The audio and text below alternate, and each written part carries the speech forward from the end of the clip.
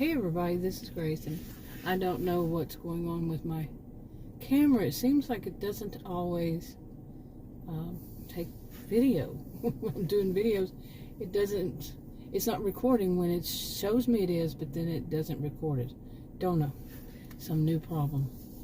But anyway, in this video, I'm going to basically do a little vlog, give an update about my health situation as I sit here in my SUV at the park, and my stomach is very swollen. I'm gonna use terms like stomach when it's not really the right term for it, but it is very swollen. And I was once again the third time in less than a month that I was in an ER. And actually, I went to another ER, a totally different chain, I guess you'd call it, one owned by a different corporation, because I was so tired of going to that one and not getting anywhere. And they really did not explain stuff. I'd have to ask questions, but I wouldn't be one who would know the questions to ask. You know what I'm saying? Because they wouldn't tell me the first two times, really weren't telling me what it was and what was causing it, and not giving me enough information, not telling me things like what I should avoid doing, or what I should do, what I shouldn't do, what could be causing it. Well, they gave a list and said it could be this, it could be that, it could be another. Doesn't seem like it's any of them. Okay. The most logical one to me, from the list they gave, would be what one pharmacist had told me 2 or 3 months ago, I don't know, but not about this kind of topic, but that my body actually, do insulin, and my body, because of my rare health condition, it will attack anything that's injected, because it at a certain, certain strength, I guess, because it sees it as a foreign body, and so it attacks it. My body basically attacks itself. And I had totally forgotten that somebody years ago had said the same thing about a medication I was on, though. But she said it's only in things that are injected. Okay, and that's the thing that the doctor threw a temper tantrum, my new doctor, threw a big, huge temper tantrum about the second time I saw him. And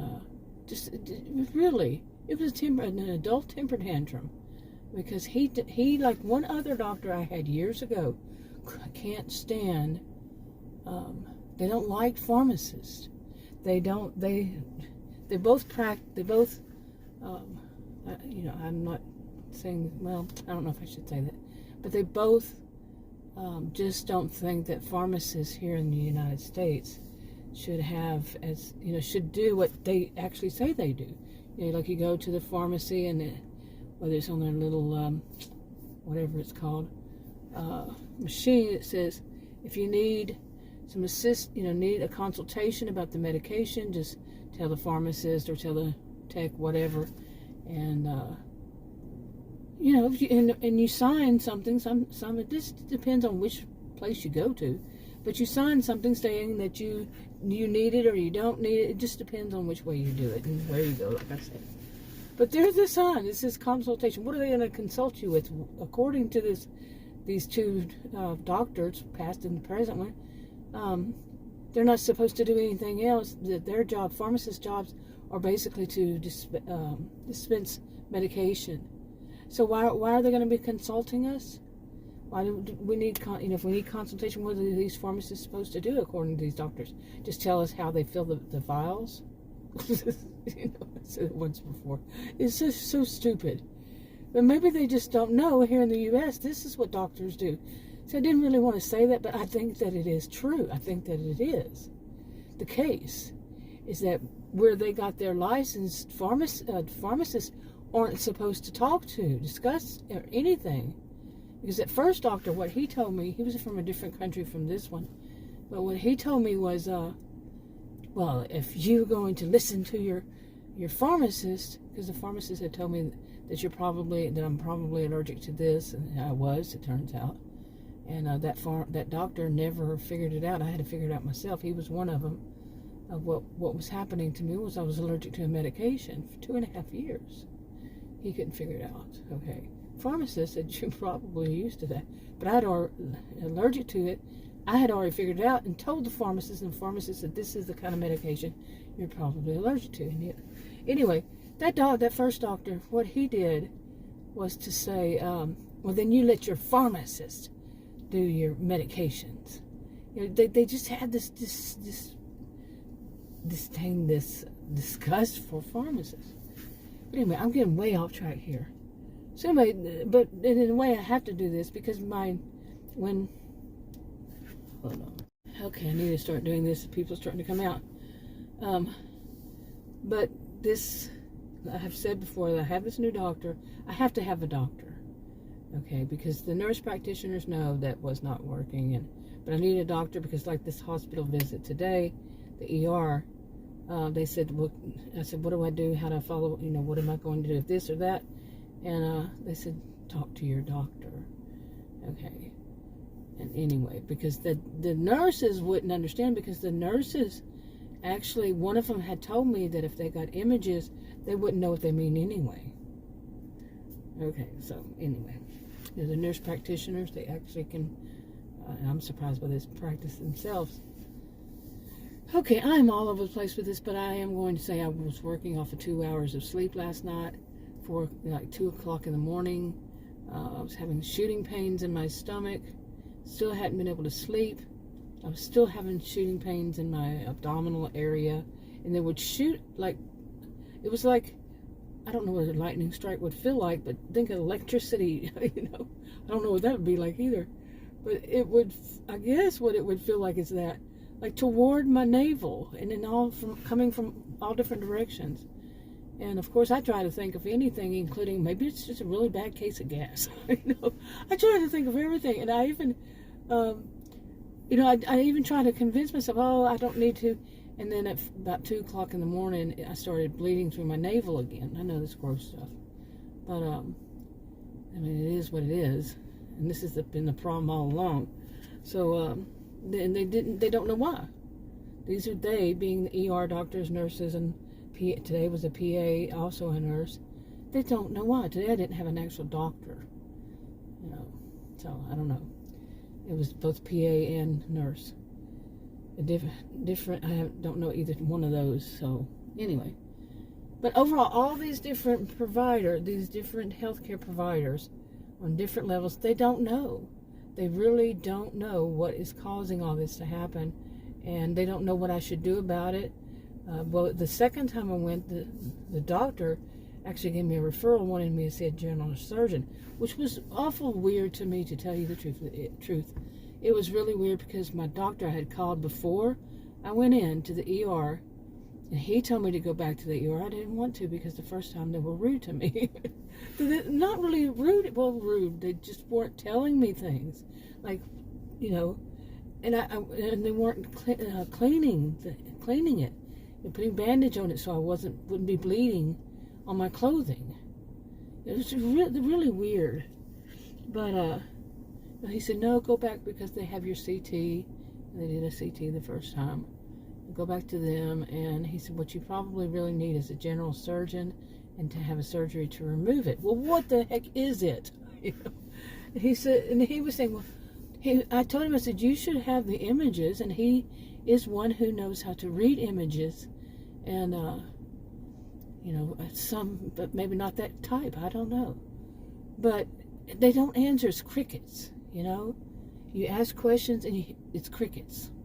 That's all you hear, crickets. They got a lot of crickets in that hospital. Yeah, not literally, but and I was so frustrated. So today, man, I'm all over the place here. I could have just told it like this. Today, when it started bleeding, 2 o'clock in the morning, and you know, 4:30, I was still not 4 o'clock or something. I finally just kind of fell asleep. Okay, and I had not had sleep, so I had 2 hours of sleep. So when Adam had gone to bed real early, so when he got up, I told him, I said, I'm going to go to a different hospital. So he took me, and you know, the ER, and it was like, I don't know how to describe it. It was like, I've been there before. I used that hospital ER years ago before. And it wasn't that the people seemed bad. It wasn't like, I felt threatened. But in a way I did. Not threatened, but not safe. And I don't know whether it was the, I think it was mainly just a feeling. But the staff seemed to be, I don't know, they just didn't seem to be working right, and but there were a lot of people there, and I was thinking, I'm going to be here just in this waiting room, just in the waiting room, not the waiting room, for hours before I'm even back there, before I even get into an exam room, and then how long is it going to take there? And so I called Adam, who was parking the car. Wasn't really close. I said, I don't want to do this. I want to go back to the other hospital. I wanted to go there because I wanted them to take their own, CT, look at it and see what the doctor there would say, like a second opinion. It would be, but I was tired of not getting, I was tired of all those crickets at the other hospital. Okay, but we went there and took me there. It took a little longer today, but this PA, she's, I'd say she's probably 10 years younger than I. And so was she would come in, and then the nurse would come in later on. They weren't ever there at the same time. But they were probably about 10 years younger than I.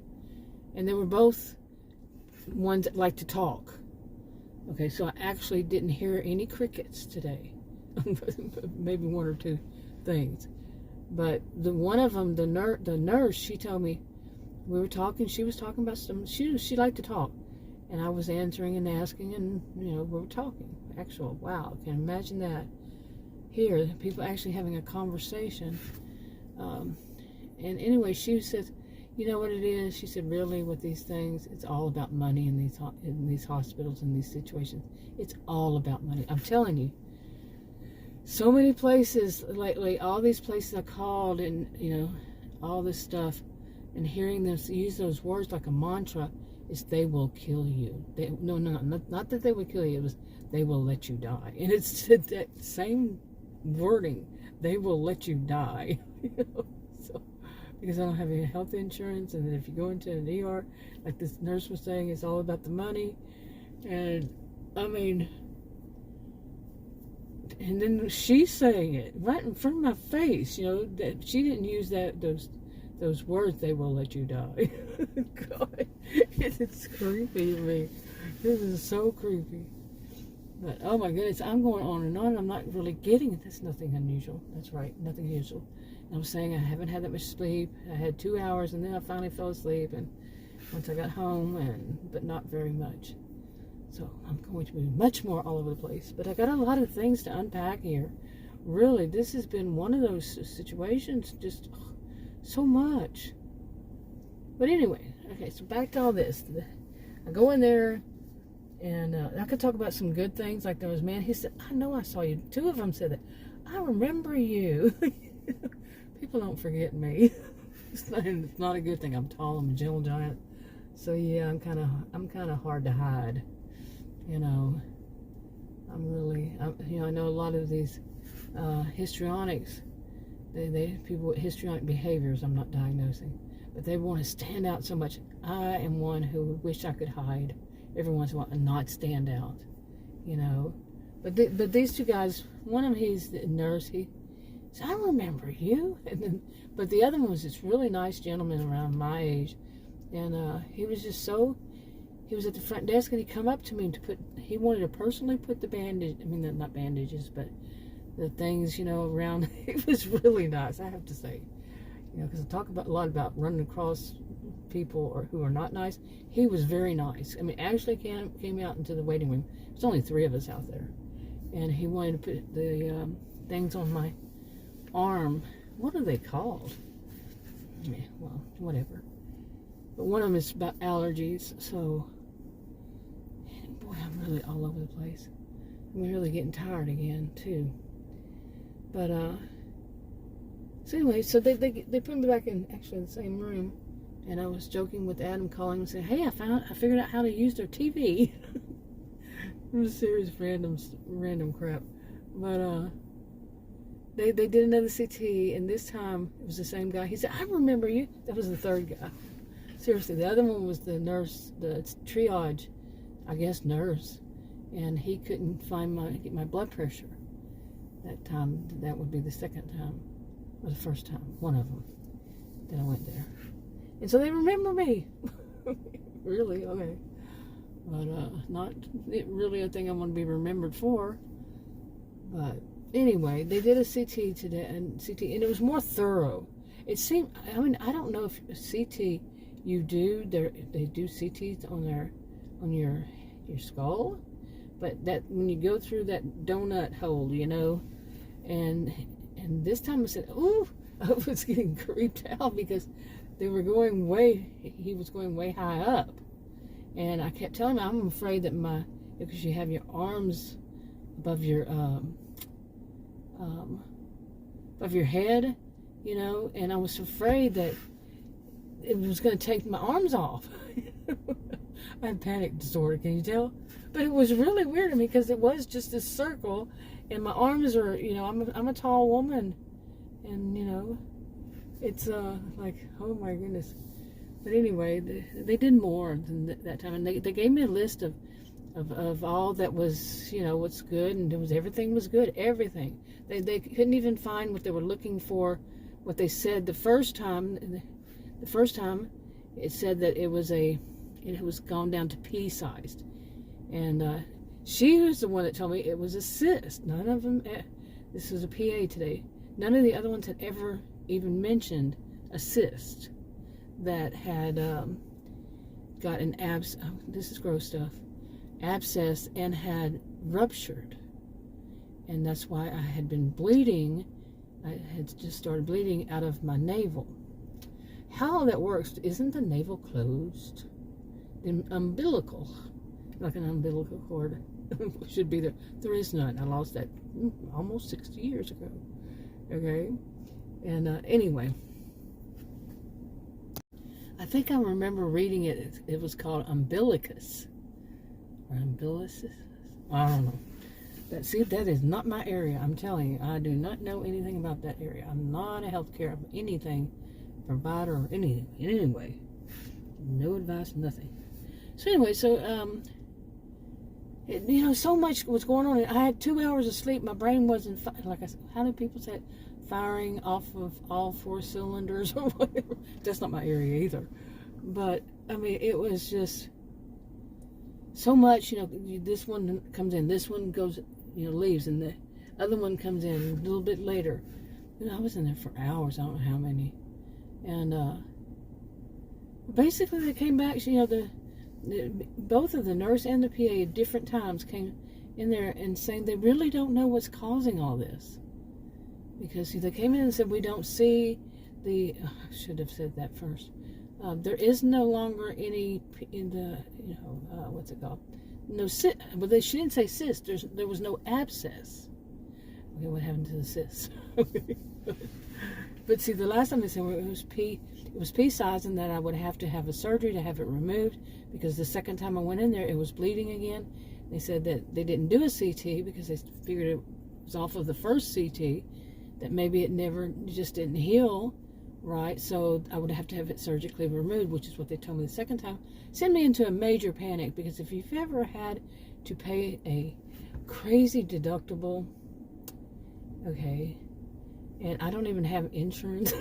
We're talking about basically how much money I would have to come up front, but not totally telling me so they could leave it open so they could add more. I mean, seriously, that is what they had to do. I'm not trying to be sarcastic. They literally would have to add more to when they figured out exactly how much I would need to come up with. And it was around 10, 20,000. And all the people I spoke to said, nobody has that money laying around. Nobody. But here's the thing. Today they did a CT, and she told me she should, both of them, their own way, that there's nothing on the CT about there, nothing. And so I said, then why am I so swollen? I don't know. And that was the first, it was the PA. And I said, so why am I, she goes, I don't know. I said, so why am I bleeding out of my navel? And still. And she said, there must be some stuff in there that just wants to get out. In other words, she didn't know. She wasn't being mean. She just didn't know. And she told me, I don't know. And she said, you really need to talk to this doctor and see what the doctor says. And if the doctor, because see, I didn't get to see a doctor today, but she is a physician's assistant for an ER, so yeah. So I'll talk to my doctor and follow up with my doctor in 2 days, but that's going to be a Sunday, and I guess that's when he would be when the stuff would be available for him to look at. So it'll be, well, it won't be on my birthday. So after that, I'm not going to have that headache on my birthday. I'm just not. I kept telling Adam, I said, if I could just make it to my 60th birthday, really, not firing off of all 4 cylinders. Is there just 4 cylinders? What are cylinders? Seriously, I do not know about that. But anyway, a lot more activity out here. Can you tell when I start to get even more distracted because there's a lot of activity right here. But anyway, So I'm sitting there, after they're telling me this stuff. These are, like I said, no crickets. But some of the things I'm like, just 2 hours of sleep. And I said, well, wait a minute. They had, one to come in and left, and the other one came in and left. And I'm sitting there and I said, when whichever one comes back, nurse or the PA, I've got to ask them. I was trying hard to remember because I was so sleepy. Very sleepy. And when she come back, I wanted to jump and say it was a nurse. And I asked her, I said, well, wait a minute. They're saying they don't know what was causing it, why I'm bleeding now. But can you tell me, does this mean I don't need surgery? Think about it. Logically, that's what it is? Because if there's nothing there, if it was pea-sized the first time, the medication, the antibiotics were supposed to clear it up. The next time I went there, the second time, they didn't do a CT, but they said that I would have to have a general surgeon remove it, which they didn't tell me what it was. And both times I was really sleepy and really tired and not feeling well. And when you're in all those things and you're afraid of what's going on and you don't understand all this stuff and they're crickets type, yeah. So anyway, this time, and she wouldn't answer. The nurse, I understand it. They can't, because they're really, they can't be that. They can't make a commitment to anything. I've never known any doctors or nurse. And doctors now should be able to, but they don't. Like I said, crickets. And I have to ask the question. Like I said at first, I want to know what kind of questions to ask. Some are logical, but there would be so many, and then you have just a minute here, a few seconds there, and maybe another minute there, over hours, that they're actually grace you with their presence. And you think, when you're in all this pain and you're having all this stuff going on, you see, yeah. Now that was all sarcasm. But anyway. So basically, she didn't answer, but in a way she did. So I got the picture. I don't need surgery. And you wouldn't believe how the panic that took over that. I spoke to the feds. That's kind of a little bit of a joke. But I spoke to different, because all these, I call them runaround numbers, phone numbers they give. Oh, well, call them. And call them. Oh, yeah, they told you to call me, but it's really them. And you had a call, but I'm not the person who does that. I'll let one of my colleagues know, and they'll call you. Crickets. That's been over a week. Crickets. So yeah. And anyway, on and on. These runaround phone numbers. Okay. And okay, I'm a little distracted here again. Hold on. Okay, where was I? But basically, and I'm still a little distracted. But basically, they're saying do this, call the doctor, and she was saying it too. She couldn't really say much. She couldn't make that commitment to what was going on, you know. And but I got the gist of it, and the things she was saying, and so anyway, you know, she said follow up with my doctor in 2 days, which all that, but the whole thing of not having insurance, I was saying that this about having called all of these different levels of government and all those runaround numbers that, you know, I've got a composition book. I have several composition books about different numbers I've called. And over since, I don't know, I think it goes back. It's my medical records, you know, what they print out and all that. And I mean, over years, okay, I have a box full of them, a tub full of it. And, you know, in case I needed composition books, all these pages and places I've called. And anyway, so the gist of it is I don't need to have this surgery. Now, why in the world would they, you know, and I was saying earlier that I think my doctor actually called them. So I'd called him and they told him, and Adam said, no, he wouldn't do that. But what are the chances? I've never even heard of a general surgeon before. Okay, seriously, I didn't even hear that term. General surgeon, you need a general surgeon. And that is so coincidentally, but in a way it would be, because if they're going to have to remove, you know, you see, this is not my area. But anyway, so I was sitting there and I was going, oh wow, you know, I don't have to, all the stuff that I was told, and I've spoken to one of them, you know, to get the insurance a few times, 5 times maybe, and they're open 24/7. And really good help, but I'd have to sit there and write out the questions because there's so much to ask, and including finally found out last night when I was up at 2, I mean, I'm still up at 2, and that basically a way I could get that insurance now, okay, which was great. Why didn't anybody in the whole process tell me that? All these places, well, this is what you need to do, this is how you do it. And I asked this woman, and another guy had hinted at it but didn't go that far, and I didn't know to ask that question until I sat there and thought it all through. Well, maybe I'll ask this question, okay. And sure enough, it turned out, and of course, you know, I would probably need to verify that with another one, because I do write down the names and times and all that dates, but still it's my word against theirs if I was wrong. And you really don't want to do anything illegal. I really don't. I don't do anything illegal. So, and they've said things, well, if you do that's not, they don't say illegal, they said that would disqualify you, you know, not the feds. It was a county hospital. Anyway, I had been searching for how am I going to get this surgery without having to come up with a ridiculous amount of money that, as all of them kept saying, almost every one of them, nobody has that kind of money. Even the PA today, yeah, nobody has that kind of money. So anyway, of course, figuring out that, well, of course I wouldn't need to have surgery if nothing's there. You know, why can't they just say that to you? You know, but the PA, she did say something like, well, so there's no need for any surgery through the ER. She kept pointing out the ER. And I know what she was doing. Of course I knew what she was doing. Yeah, because she flat out said it at one point that, yeah, right after that she said, you know, coming through the ER is very expensive. Well, you know, there's a whole story behind that, and I'm not going to be worrying about it because of that.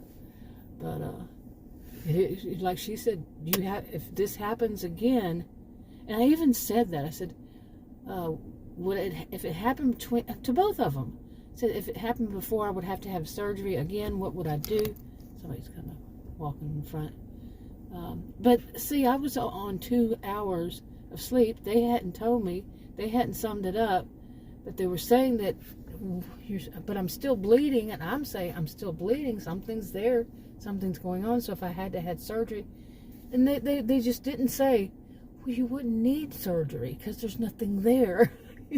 So I'm still questioning, you know, I'm 2 hours of sleep, not in my field, and I'm still, I asked, I said, well, wouldn't that be that's what it means? If nothing's there, there's nothing there to remove. It's logical. 2 hours of sleep. And then they won't answer straight away, straight out. But I just have to go, okay. I guess that's what she's saying, how she's trying to roundabout way to say it. I mean, that would be logical. What else could it be? If there's nothing there, there's nothing there to remove, period, full stop. But everything has to be like, you have so many things that they're not just speaking directly. I'm not naive. I know this. I know why. I've taught at college and university about, from that perspective, sociological perspective of what happens in various kinds of situations and why these are problems, and on and on and on, with society. And I'm exhausted now, can you tell? But anyway, the whole of all of it is like, I really don't want to see this be in an ER ever again. It's the biggest to me, the run around, and then the run around numbers. I mean, they could have done this second CT this second time, and then I wouldn't have had all these crazy phone numbers, call this, call that. Some of them I'm going to have to, because they if they would have just told me outright and didn't done a second CT and say, because the first one obviously didn't heal. If they would just, who are you honking at? But I guess they're picking up somebody. But I mean, that would have been resolved, and I would not have had to go through all that. But I guess in a way, really, when it comes down to it, it's good to know all that. But I'm going to work on getting insurance, and this is so long. All of my videos are, but I try to pack all this in, and I'm keeping record of all these things this way. And as I usually use my videos is to vent, a pressure release valve, rant. Just I don't want to hold all this stuff inside of me. Like they say, don't keep it bottled up inside. This is my way. The things I don't do actually in person. So I'm wrapping up. I'm tired. I'll talk to you on another video. Bye.